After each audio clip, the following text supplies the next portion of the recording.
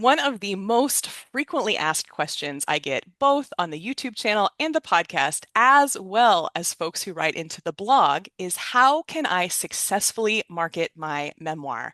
And this is a totally fair question because it can be really difficult to move out of that writer's mindset and into the promotional mindset. And that's why today I wanted to bring on book marketing badass Susan Friedmann to talk about how she works with authors to help them organically and authentically get their memoirs out to the people who need them. Stay tuned.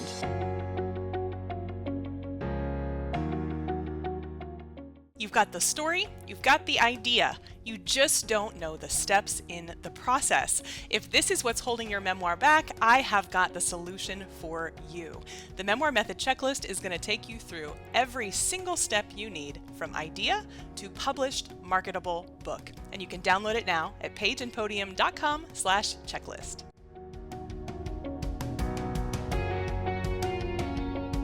Okay, so I am so excited to dive into this conversation with Susan Friedmann. Let me tell you a little bit about her, but I know you are going to learn so much from this interview. So Susan Friedmann, CSP, is a badass in nonfiction book marketing.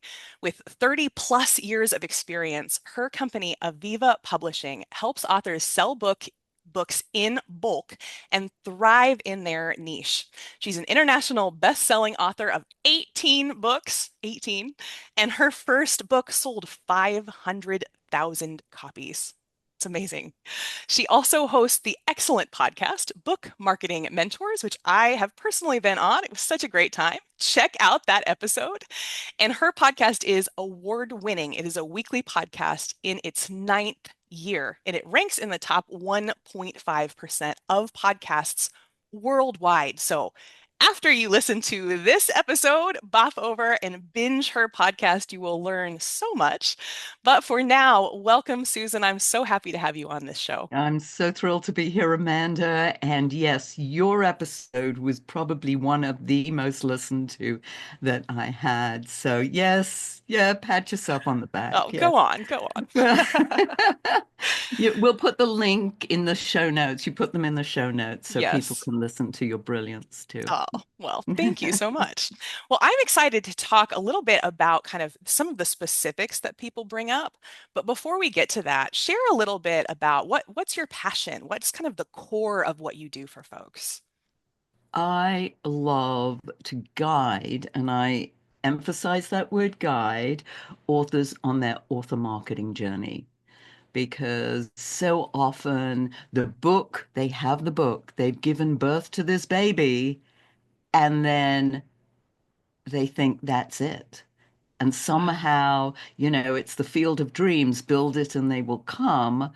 Unfortunately, that is not the case. Yeah, no, I mean, any business owner will tell you that. We all come in thinking we'll build it and they will come. So it's an Yeah, understandable mistake, of course, it is. but It I've is. never seen it work. Well, unless you're a celebrity, and then the book sort of sells itself just because of your name. However, most of us are not in that elite crowd. So in the interim, we have to do some work. Yes, that's right. If only we had a time machine to be born to Yes. someone rich and famous, it would be so much easier. Well, they love it. They think, as I say, field of dreams, I want to be rich and famous. When authors come to me, I ask them two questions, Amanda. That is, number one, what do you want your book to do for you? And number two is, who is your target audience? And Aha. those are two really poignant questions. And the that I get tell me a lot about the author and where they're coming from, and if they even know who their book is for. I Yeah. mean, I'm sure you've had this. Well, my book is for everyone. Oh, Yes. And it's a tough job to market to everyone. Not even Procter and Gamble tries that. that's right. Oh, that's such a good point. Well, it sounds like you're getting into one of my favorite questions to ask guests, which is, what's the biggest mistake that you see people making coming into this process? I think one of the biggest mistakes is that they want somebody else to market the book for them. They want to give up, yes, I wrote it. Now my work is done. Now you take it from here and make me rich and famous, make me a celebrity, etc. And yes, you can pay people. You can pay people a lot of money to do that. But it's a sort of like a one and done. I mean, I know people who've been on, national TV and got nowhere. Yeah, You know, same they actually. paid, yeah, they paid a lot of money to do that. In fact, one of my closest friend was on the Oprah show many years ago, and she sold that many books. Zero books. Why? Because she was not a good fit for the Oprah show. Oh my gosh, that's so interesting. Can you say more Yeah. about that example? Because so Well, many people want to be on the Oprah to Oprah sell show, all the books. exactly. Exactly. And her subject was leadership. And Oprah doesn't talk about leadership in corporations. Right. She's, soft and emotional. She gets into, you know, different things that, just we want personally. Yeah. Our marriage, our relationships. She doesn't get into business stuff, or if she Right. does, very, very rarely, even Yeah. though she's an extraordinarily, a Oh, businesswoman in her own right, but she doesn't get into that on the show. And right. I actually interviewed a woman who was a post-production involved with the Oprah show, and she said how sometimes, it's if it's the wrong fit, the post-production people get hit with that. They don't become very popular. Oh, that's interesting. Yeah. Well, of course. Okay. And that is so well aligned too with what you were saying earlier about it's your audience because Hmm. if you think it's everyone, I mean everybody knows Oprah, Yeah, but it really isn't everyone. it isn't. Yeah. Say a little more about that. How Well, should people think about that? Well, thank you. And that's exactly where I was going. I was looking at my favorite subject is niche marketing. Mm, And that is finding your peeps and going after that because there's a lot of low-hanging fruit there. And people are missing out because, as you say, they've got this mindset that my book is for everyone. How can I get it out to everyone? If I put it on Amazon, then, that's all I have to do, or I have to do social media. No, that doesn't work. I mean, yes, your friends and family, great. You'll sell a few books. But if you really want to sell books in bulk, you need to look at the market who would be interested in your book. And I know memoir actually is a little more challenging just because, it's your story. mhm. Now, who does your story appeal to? And hopefully within that memoir, you've got lessons that you learned that you can share with your target audience. I mean, those are the most valuable memoir. Oh, you are speaking my language. And I'll give a quick plug. If you have not checked out the Memoir Method group program, you can head over to pageandpodium.com/memoir dash method because we help people bake the message in because it is so important. If you It have is. that in mind at the beginning, you don't have to try to go back through with the finished manuscript and put in the stuff that's going to be interesting for promotion. It's there already. Exactly. And I've had a few memoir clients, not too many. It's not that I specialize in memoir. However, the one is coming to mind, Diane, and she wrote a book that was very place oriented. She grew up in a certain place. She was inspired by a woman in that location. And so her target audience were really people who related to that environment. And it was actually a small town in Maine. Hmm. And I can't remember the name, but that's beside the point. But yeah, it's like, okay, go after that crowd, Yeah, go I've to that environment. They'll love you there because they know the maybe you highlighted some areas that people recognize, shops, people, uh, Yeah. events that happened or happen. Yes. Yeah, one of the very first books I worked on in my career, actually, it was a memoir, but he's from Chicago and it sort of wove in all the 80s and 90s and 2000s events and that is rich. And I think sometimes people think, and especially you're talking about a small town, I think sometimes people think, well, I want to sell more than Chicago. That's a lot. And it is built in, right? You have a built in, as you're saying, Oh group my of goodness. people that Yeah. already want that topic. Yeah. I mean, Ads Chicago. leverage it. Oh, I love Yeah, Chicago. it's huge. It's Yeah, huge. I mean, and especially, things like historical society, if you're talking about something that, dates back in time. And yeah, so there are many different options of opportunities out there. You can do speaking events. You can, yeah, I mean, I think speaking, coaching, training. Those are the three pillars where authors can make money with their mhm, book. The books don't make you money. This is always a hard one when authors say, well, I want to get rich, I want to sell 1 million copies. And I'm like, yeah, and you aren't necessarily going to get rich on that book. right. However, you can get paid very nicely through speaking, Yes. training, coaching, all of those, so you're looking for those kinds of opportunities, and it doesn't have to be keynote speaking. For instance, I've been a trainer pretty much all my life when I was in the training business, which is about 35 years.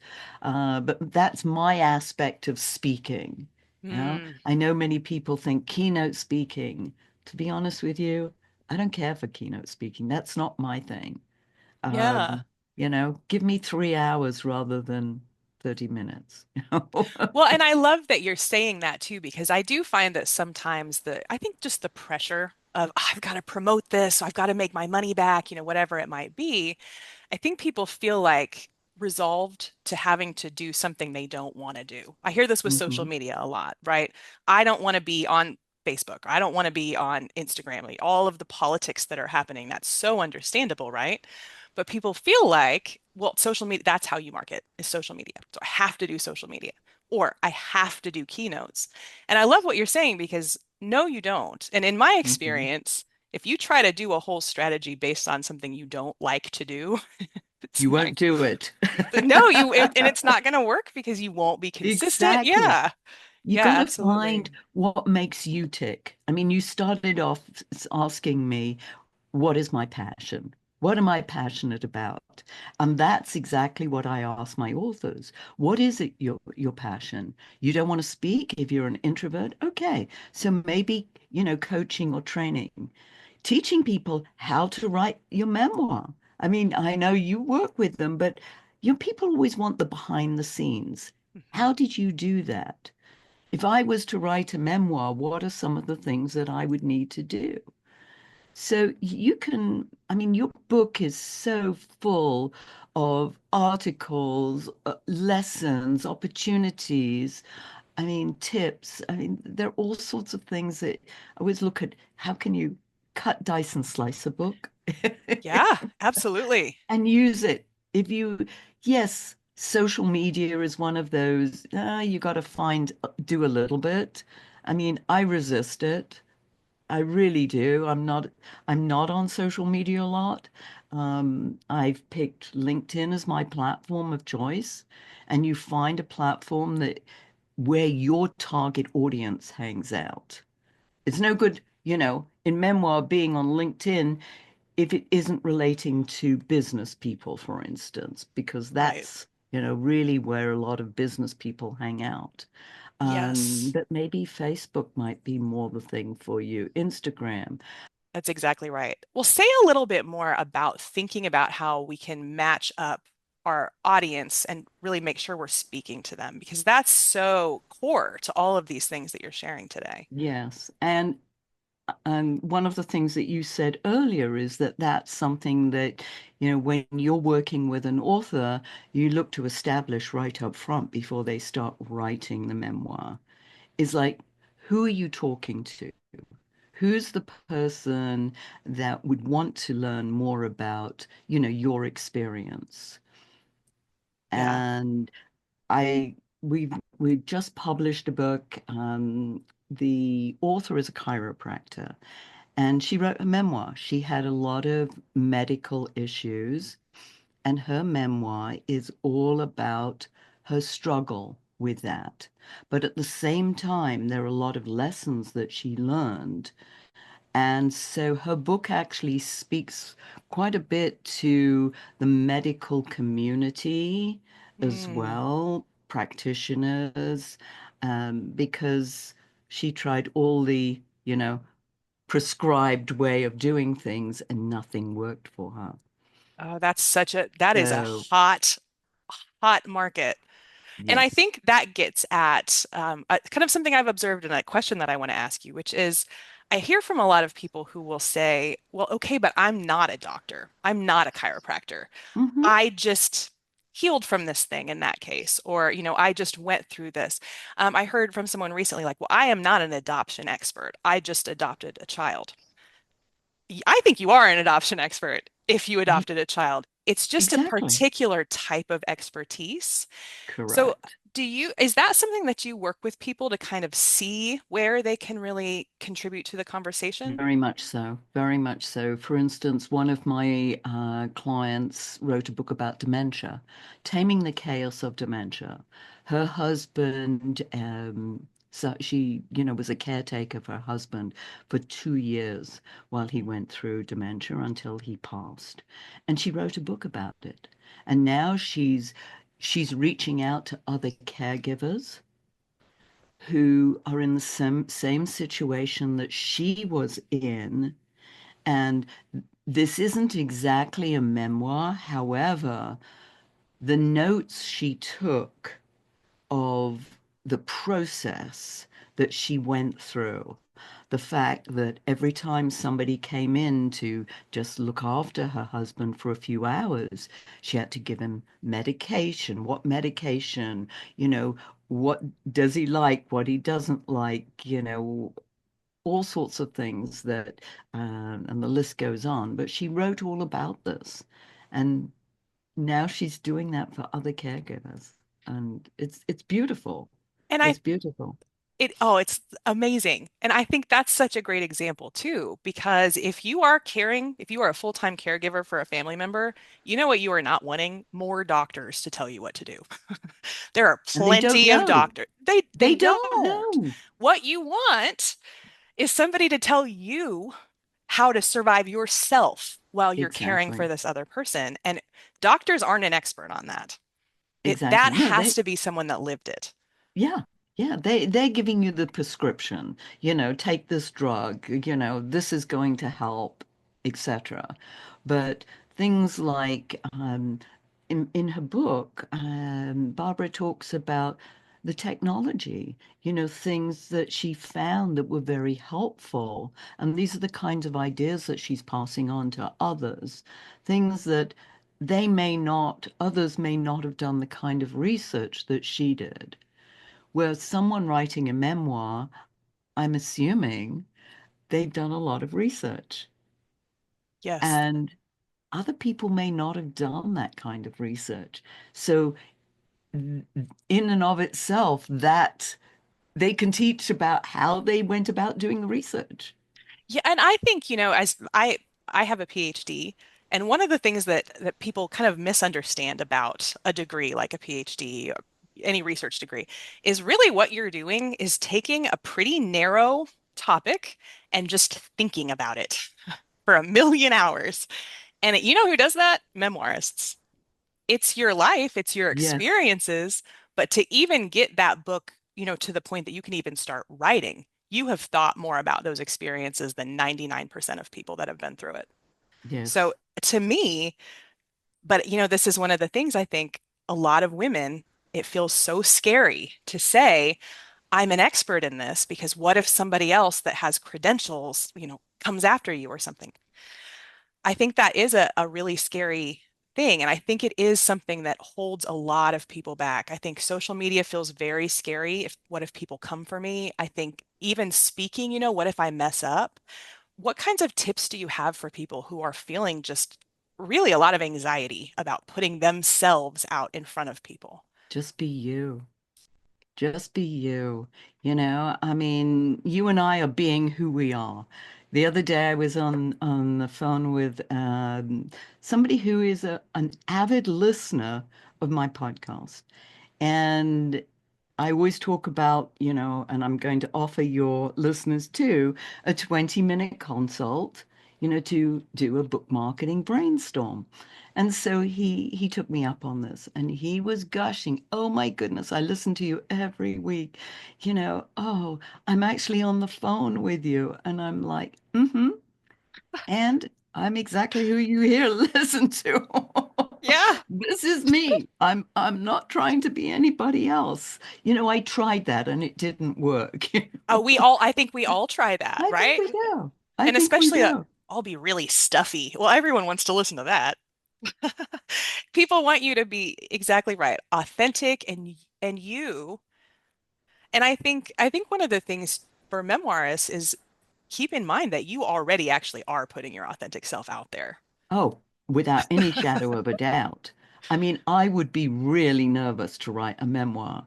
However, I did want to write a book, How I Survived a PhD, married to someone who was doing a PhD. That is the other side of your journey. Oh my gosh. I am grateful to have not been married when I was doing my PhD, actually. Mostly I feel like I just got up, went to school, came home and went to bed. So, Yes, yes. Well, that was not the case with me. I had two children, and the PhD became like a mistress to my husband. I mean, it was like all encompassing, and yeah. it was tough. In fact, I had a girlfriend once who said to me, she said, "If your marriage can survive a PhD, it can survive anything." I think That that's was right. I think that's right. And I sometimes think we might say that about marketing and writing your book too, actually. Yes, yes, yes. And you know what? You're going to make mistakes. And I know that people's biggest fear is speaking. But I don't know anybody who's died of speaking yet, you Oh, know? I don't either. I don't either. Well, and even when you start doing it, because I think a lot of listeners probably have not quite gotten started. So we both had to start somewhere. And at first, I was so nervous. It had to be perfect. And I started on video, so you kind of can make it pretty perfect, Oh, right? If you want to take the time. yeah, But, as I've done it for a long time, there are videos on this channel. I'm not going to tell you which, yeah, but there are videos where I went back and watched it later and there was some edit that I missed, and it's like pretty obvious. And yeah, no one's ever written to me and said, "Oh, you idiot." exactly. I think it takes so much guts to put yourself out there in whatever form. And there's always somebody in the audience who'll say, "Wow, I wish I could do what you do." And you're saying, you know, I'm like, shaking in my shoes doing this. But the Yeah, fact is, you're doing it and you will make mistakes and you'll survive and you'll learn from your mistakes because that's how we do. Look at babies, absolutely. how they learn to walk. They get up, they fall down. They get up, they fall down to the point that they can take one step and then another and then, and it I keeps love it. going. I'm stealing this from someone and I don't remember who it was, but I saw that somebody had said something recently. Why do we say baby steps, meaning safe little movements forward? Baby steps Hmm. are not that. Baby steps are frantic, lurching movements into the abyss. Baby steps are Exactly. actually quite scary. But we have to, I mean, aren't we all glad we took baby steps? I mean, We all did. And I mean, I still feel sometimes that I am. I mean, to me, social media, the fact that you're doing, video, as you know, my podcast is audio only. Why? Because sometimes I feel like a little camera phobic. I was like, okay. It's funny because I feel very comfortable doing this, but if I was to do it for me mm, and, on my podcast, I'm like, nah. I like the NPR version, audio only. I'll tell you, sometimes when I'm like styling my hair for the third way in a day, I'm like, oh man, I should have done audio. Well, I want to make sure that we leave our listeners and viewers and readers with some practical ways forward. So, we have talked about you've got to figure out who your audience is, you need to know why you wrote the book, and then you need to figure out where the audience is. What is the next baby step? What do you suggest people do as kind of a small movement forward? Yeah, I think looking at what do you feel comfortable doing? You know, if you, yes, we're going to, just because of how we're working, find a platform, a social media platform that you feel comfortable with, or you could learn to feel comfortable with, and where your audience hangs out. So even, let's say it's Facebook. Start a small Facebook group. Invite people to join. Then it's a smaller group of people that get to know you, you get to know them. So start small. Start small. However it is. And when you're speaking, for instance, you'll speak for free for a few times, and that's okay. That's the practice. You need the practice. Speaking is one of those things, whether it's training or speaking, you know, you've got to practice. Practice, practice, practice. It's not something that you can take a book, read, and learn how to do. That's exactly right. You've just got to get out there and, I've got some horror stories of workshops that I did around the country. I worked for a seminar company for many years, and oh my goodness, you got a taste of all different kinds of audiences that way. So, try different things, see Yeah, what works, see what you like, see what you don't like. Keep the that's things right. that you like, toss the things you don't like. That's exactly right. Yeah, transparently, I passed out during a talk once. I got so nervous and my blood pressure went down, and I also went down. And anyway, people still told me that they liked parts of the talk before. Oh, I had an instance where, in the good old days, I wore a skirt to present in. That's not something that I would do these days. And it was a straight skirt. And I move. And I did this movement where I just took my leg a little bit further than the actual skirt went, and it tore the whole Oh, back of the oh, skirt. oh I no. still had to continue training. Oh my gosh, that it builds your resilience so much. And see, Oh, yes. we're still standing. We're still doing the same stuff that we were doing when it's like that isn't even I actually hadn't thought about that example in a really long time. You Well, just move yes, on. and that that spurs on other stories that, oh my goodness, I, That's I right. could make your audience really laugh, but I know we might run out of time with those kind That's of right. stories. But But you'll have those stories. That's fine. You'll live them through that's them. exactly right. They're good for you, actually. They are. So They actually are. yeah, so get out there, folks. I mean, today, just make a little brainstorm. What would feel good? What would feel terrible?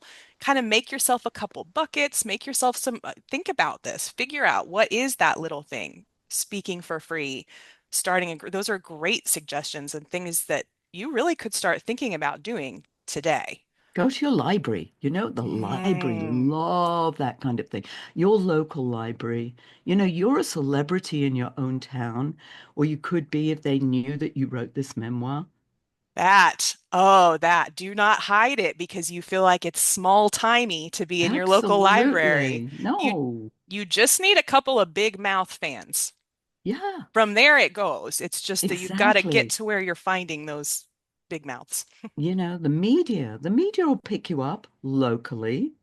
Maybe Yeah. the national media aren't interested in you, but locally, you could definitely be a celebrity in your own town, except we always think we have to go out of town to be that celebrity. Yeah, it's way harder. You probably don't have as many contacts. Yeah, I think that's I, a great point.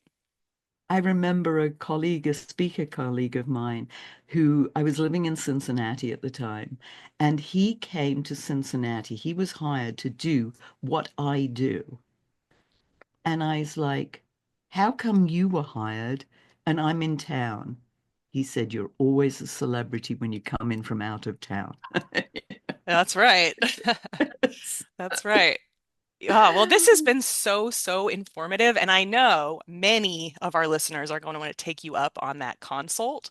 So if folks want to learn more about you, follow your work, what should they do? Where should they go? Well, for the consult, definitely go to bookmarketingbrainstorm.com. And that will take you to just a quick form to find out more about you and then to my schedule. And I'm always delighted to just to, you know, brainstorm some ideas, some of the kinds of things that you and I were talking about now, find out what's right for them. And then, yes. And Excellent. yeah, I think that's the best way to start. And of course, go listen to the podcast, Book Marketing Mentors. Oh, it's So so we got good. It's book so good. marketing brainstorm and then book marketing mentors. Excellent. And we'll put those links in the show notes too so that you can access them. Excellent. Well, Thank this you. has been such a great, fun conversation. Thank you so much for joining us, Susan. Thank you. It's been a pleasure. All right, y'all, get out there, promote your book, and I'll talk to you soon. Happy writing.